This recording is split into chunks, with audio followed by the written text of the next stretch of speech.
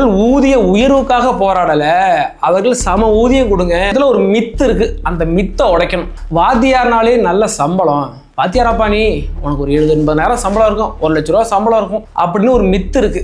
உண்மையாக பெரும்பான்மையாக இந்த இடைநிலை ஆசிரியர்கள், இந்த ஆசிரியர் குழுமத்திலேயே ஒரு 20,000க்கு மேற்பட்டவர்கள் இடைநிலை ஆசிரியர்களாக இருக்கிறாங்க. அவங்க எல்லாமே இந்த 2009க்கு பிறகு சேர்ந்த ஆசிரியர்கள். அவர்களுக்கு சம்பளம் என்பது வெறும் 20,600 ரூபா தான் அவங்க சம்பளம்.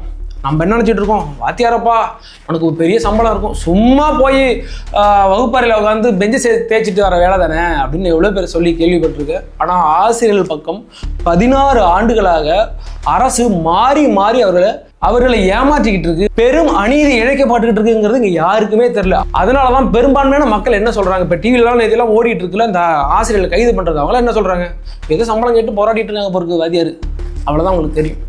இந்த விஷயத்தை எல்லார்ட்டையும் கொண்டு சேர்க்கணும் அப்படிங்கிறதான். அது மட்டும் இல்லாமல் அவர்கள் ஊதிய உயர்வுக்காக போராடலை, அவர்கள் சம ஊதியம் கொடுங்க.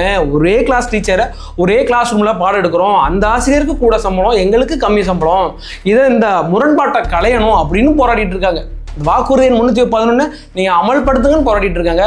மற்றபடி அவர்கள் சம்பள உயர்வுக்காக போராடவில்லை என்பதை பொதுமக்களாகி நீங்கள் அனைவரும் உணர வேண்டும். இந்த SSA டீச்சர்ஸ் அவர்களுக்கு நெடுங்கலகமே அநீதி இழைக்கப்பட்டு இருக்கு. அதுல முதல் அநீதி அப்படி என்னன்னு பார்த்தீங்கன்னா,